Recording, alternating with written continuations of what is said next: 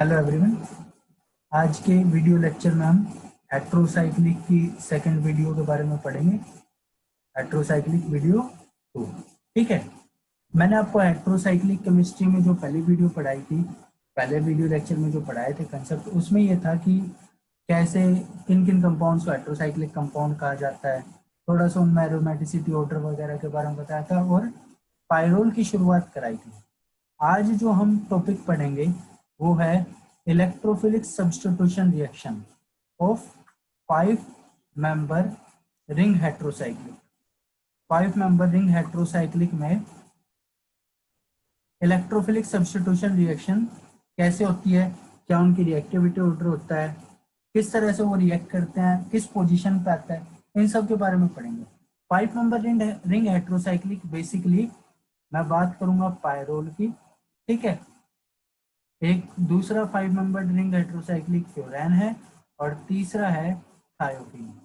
हम इन तीनों की बात करेंगे, एक करेंगे पायरोल, दूसरा फ्लोरेन और तीसरा थायोफीन। ठीक है, अब इसमें एक चीज समझना, पायरोल, फ्लोरेन और थायोफीन तीनों में जो हेट्रोएटम है, हेट्रोएटम क्या है, पायरोल में नाइट्रोजन है, इसमें ऑक्सीजन है और इसमें सल्फर है। तीनों पे क्या है, तीनों पे लोन पेयर है, लोन पेयर है। ठीक है, इस चीज का ध्यान रखना। सबसे पहले हमें कंपैरिजन करना है। सबसे पहले हम कंपैरिजन करेंगे रिएक्टिविटी का, रिएक्टिविटी का कि इन तीनों में से किसकी रिएक्शन फास्ट, किसकी रिएक्शन स्लो, किसके लिए, इलेक्ट्रोफिलिक सब्स्टिट्यूशन रिएक्शंस के लिए। ठीक है, अच्छा, इन तीनों को एक साथ मैं कंसीडर इसलिए कर रहा हूं क्योंकि तीनों पे इलेक्ट्रोफिलिक सब्स्टिट्यूशन रिएक्शन कुछ कुछ सिमिलर तरीके से ही होती है, इसलिए तीनों को मैं एक साथ कंसीडर कर रहा हूं। और जब मैं रिएक्शंस की बात करूंगा तब मैं ये कहूंगा कि पायरोल को लेना है आपको।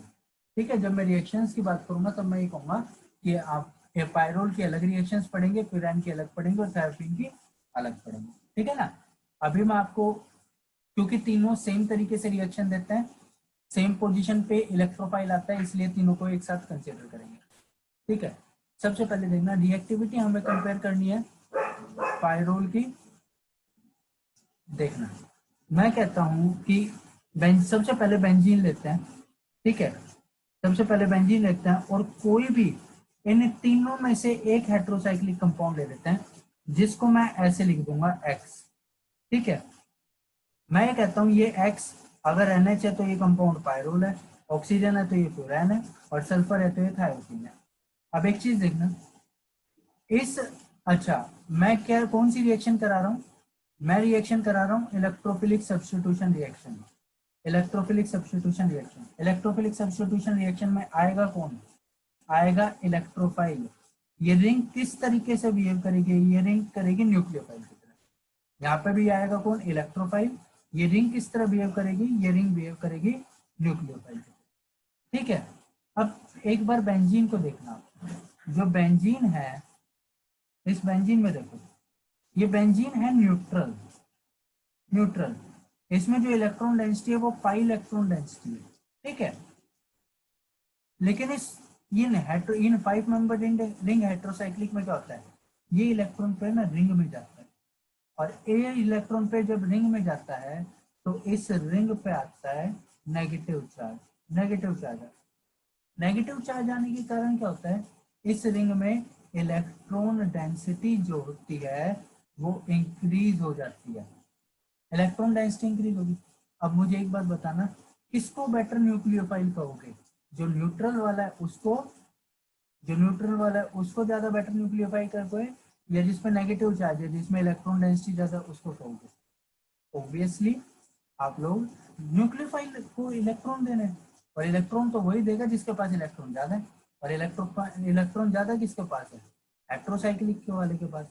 तो 5 मेंबर रिंग हेट्रोसाइक्लिक वालों की reaction, 5 member ring heterocyclic compounds, ठीक है, हेट्रोसाइक्लिक कंपाउंड्स की जो ESR रिएक्शन है वो क्या होती है, वो फास्ट होती है, किसके कंपैरिजन में, बेंजीन के कंपैरिजन में। ठीक है, तो चाहे पायरोल हो, चाहे फ्लोरान हो, चाहे थायोफीन हो, इन तीनों की रिएक्टिविटी फास्ट है। और किसके कंपैरिजन में फास्ट है? बेंजीन के कंपैरिजन। इस चीज को ध्यान रखो, ठीक है। इसके बाद मैं इसको क्लियर करता हूँ। अब हम बात करते हैं, हमें बात करनी है ईएसआर में ओरिएंटेशन की। ईएसआर में ओरिएंटेशन की कि आपने, अब बच्चों हमें कंपैरिजन करना है। हमें कंपैरिजन किसका करना है? पायरोल, फ्लोरान और थायोफीन का। हमने सबसे पहले क्या किया? पायरोल, फ्लोरान और थायोफीन का कंपैरिजन कर लिया बेंजीन से, कि बेंजीन के कंपैरिजन में इन तीनों की रिएक्टिविटी ईएसआर के लिए ज्यादा है। ईएसआर रिएक्टिविटी, ठीक है। अब हमें कंपैरिजन करना है पायरोल, फ्लोरान और थायोफीन का, ठीक है। तीनों में कौन ज्यादा रिएक्टिव है, कौन कम रिएक्टिव है? इनकी रिएक्टिविटी कंपेयर करने से पहले, रिएक्टिविटी हमें पायरोल, फ्लोरान और थायोफीन की कंपेयर करनी, ठीक है। इनकी रिएक्टिविटी कंपेयर करने से पहले मैं इनके ईएसआर रिएक्शन के मैकेनिज्म की बात करूंगा, ठीक है। और उससे पहले बात करूंगा, उसी में साथ बात करूंगा ओरिएंटेशन की, ठीक है। दो बात एक साथ करूंगा मैं, ओरिएंटेशन और मैकेनिज्म। देखो, मैं ये कहता हूं कि हेट्रोसाइक्लिक मैंने क्या माना था? हेट्रोसाइक्लिक माना था मैंने ये, हेट्रोसाइक्लिक मैंने क्या माना था? हेट्रोसाइक्लिक माना था ये, ठीक है। अगर आप इसको हेट्रोसाइक्लिक मानते हो तो मुझे एक चीज बताना, पायरोल, फ्लोरान, थायोफीन, कुछ इन तीनों में से कुछ भी हो सकता है, ठीक है। अब देखो, आने वाला इलेक्ट्रोफाइल कहाँ कहाँ आ सकता है? देखना, नंबरिंग देना, 1 2 3 4 5। आने वाला इलेक्ट्रोफाइल या तो सेकंड पोजीशन पे आ सकता है, या थर्ड पे, या फोर्थ पे, या फिफ्थ पे। लेकिन अगर आप ध्यान दोगे तो सेकंड और फिफ्थ इक्विवेलेंट है, और अगर आप ध्यान दोगे तो थर्ड एंड फोर्थ इक्विवेलेंट है। ये पोजीशन इक्विवेलेंट है। तो इसलिए हम डिस्कशन करेंगे, या तो इलेक्ट्रोफाइल इस सेकंड पे आ जाए, या इलेक्ट्रोफाइल इस थर्ड पे आ जाए, ठीक है।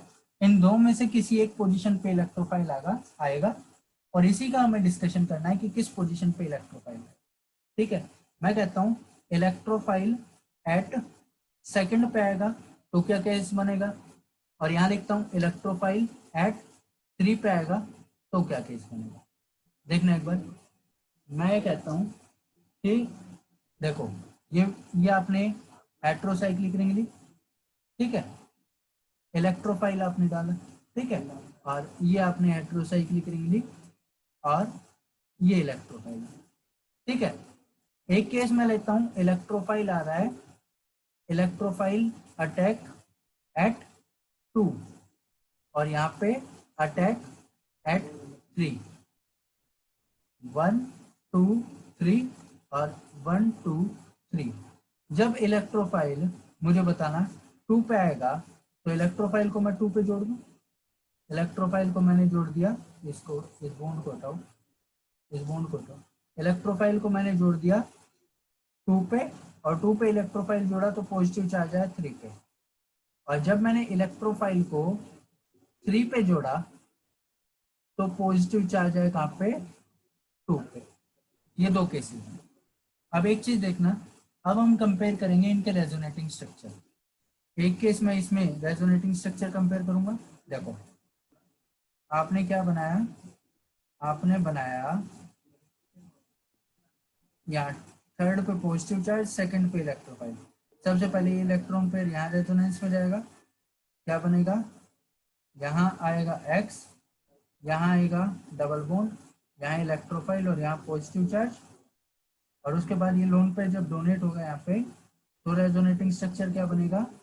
तो रेजोनेटिंग स्ट्रक्चर बनेगा यहाँ X, double bond, positive charge, double bond, electron. कितने रेजोनेटिंग स्ट्रक्चर बने? 1 2 3 रेजोनेटिंग स्ट्रक्चर बने, ठीक है। अच्छा, यहाँ पे इस केस में मैं रेजोनेटिंग स्ट्रक्चर्स का डिस्कशन करता हूँ, ठीक है। देखो, यहाँ पे मैं लिखता हूँ कि ये X, यहाँ इलेक्ट्रोफाइल और यहाँ पॉजिटिव चार्ज, ठीक है।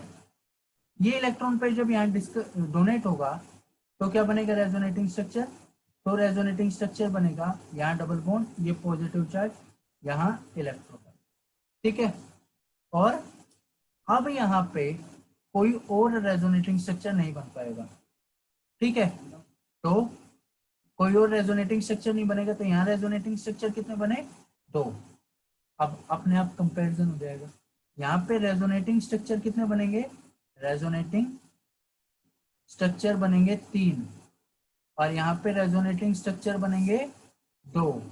जितने ज्यादा रेजोनेटिंग स्ट्रक्चर बनते हैं उतनी ज्यादा स्टेबिलिटी होती है, यानी ये जो इलेक्ट्रोफाइल सेकंड पोजीशन पे जुड़ा ये स्टेबल ज्यादा है और ये जो थर्ड पोजीशन पे जुड़ा ये स्टेबल कम है।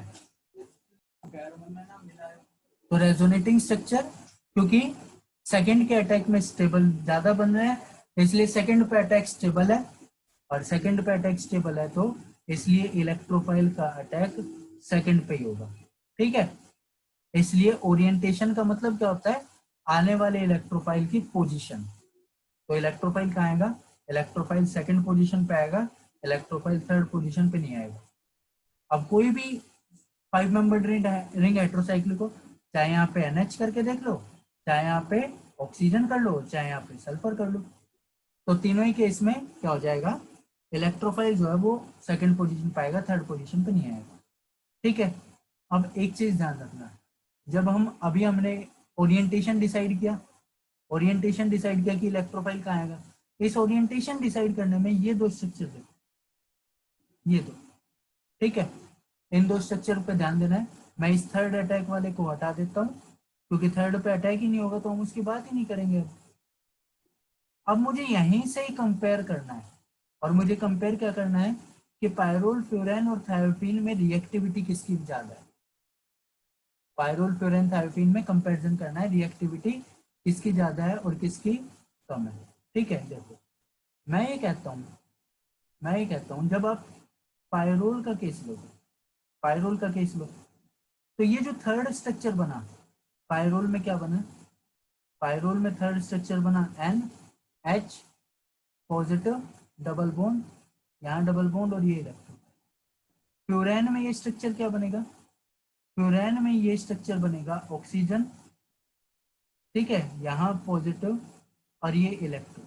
और थायोपीन में क्या बनेगा, थायोपीन में ये स्ट्रक्चर बनेगा पॉजिटिव, यहाँ इलेक्ट्रॉन, ये 3 स्ट्रक्चर बनेंगे। इन स्ट्रक्चर को मैं नंबर दे देता हूँ A, B और C, और मैं ये कहता हूँ जिस स्ट्रक्चर की स्टेबिलिटी ज्यादा उस कंपाउंड की, उस 5 मेंबर रिंग हेटेरोसाइक्लिक की रिएक्टिविटी ज्यादा। मैं इनकी स्टेबिलिटी का ऑर्डर अगर आपको बताऊं तो स्ट्रक्चर नंबर A सबसे ज्यादा स्टेबल है B से, और B ज्यादा स्टेबल है C से, स्टेबिलिटी, ठीक है।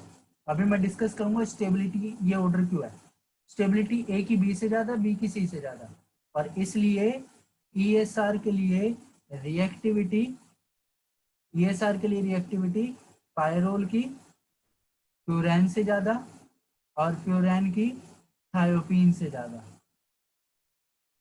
ठीक है। और थायोपीन की तो बेंजीन से ज्यादा थी, थायोपीन की किससे ज्यादा थी, बेंजीन से, ठीक है। अब देखना मैं स्टेबिलिटी कैसे कंपेयर करता हूँ, मैं ये कहता हूँ देखो यहाँ पे क्या है, नाइट्रोजन है, यहाँ पे ऑक्सीजन है और यहाँ पे सल्फर है। अगर इलेक्ट्रोनेगेटिविटी वैल्यू कंपेयर करोगे तो इलेक्ट्रोनेगेटिविटी नाइट्रोजन की ऑक्सीजन से कम होती है, यानी नाइट्रोजन की इलेक्ट्रोनेगेटिविटी ऑक्सीजन से कम है। इसका मतलब ये स्ट्रक्चर जो ये स्टेबल है, और ये स्ट्रक्चर स्टेबल क्यों है, क्योंकि नाइट्रोजन की इलेक्ट्रोनेगेटिविटी कम है, तो इसलिए मैंने ए को सबसे ज्यादा स्टेबल करा, ठीक है। अब मैं कंपैरिजन करूंगा बी और सी का, भाई ऑक्सीजन सल्फर 16th ग्रुप में, ये 2p का एलिमेंट है, ये 3p का एलिमेंट है।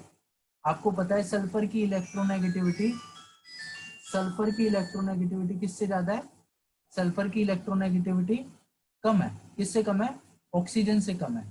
तो आप ये कहोगे कि सर सल्फर की इलेक्ट्रोनेगेटिविटी अगर ऑक्सीजन से कम है तो ये वाला स्ट्रक्चर मोर स्टेबल होना चाहिए, किससे, बी से, लेकिन ऑर्डर में आप बी को ज्यादा स्टेबल बता रहे हो, सी वाले को कम स्टेबल बता रहे हो। ऐसा इसलिए होता है क्योंकि देखो ये वाला सल्फर जो है वो 3p का एलिमेंट है, ये कार्बन किसका एलिमेंट है, 2p का एलिमेंट। यहाँ पे देखना ये 2p का एलिमेंट है और ये भी 2p का एलिमेंट। यहाँ पे ऐसा होता है कि बेशक इलेक्ट्रोनेगेटिविटी ऑक्सीजन की ज्यादा है सल्फर से, लेकिन यहाँ पे जो मैटर करती है वो चीज मैटर करती है बॉन्ड स्ट्रेंथ।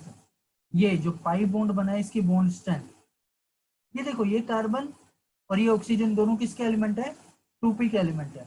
तो यहाँ पे ये जो बॉन्ड डबल बॉन्ड है ना, ये डबल बॉन्ड, इसकी बॉन्ड स्ट्रेंथ क्या है, ज्यादा है।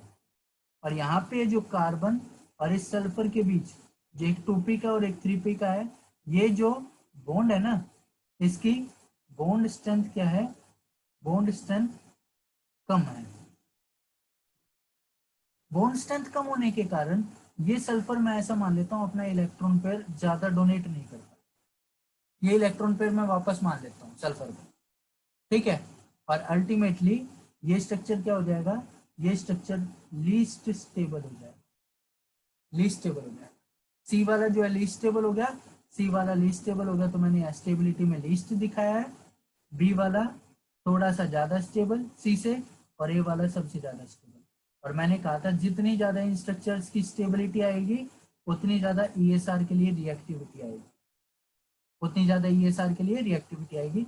इसलिए पायरोल की रिएक्टिविटी फ्लोरेन से ज्यादा और फ्लोरेन की रिएक्टिविटी थायोफीन से ज्यादा। तो यहाँ पे हमने क्या सीखा, हमने यहाँ पे 3 चीजें सीखी।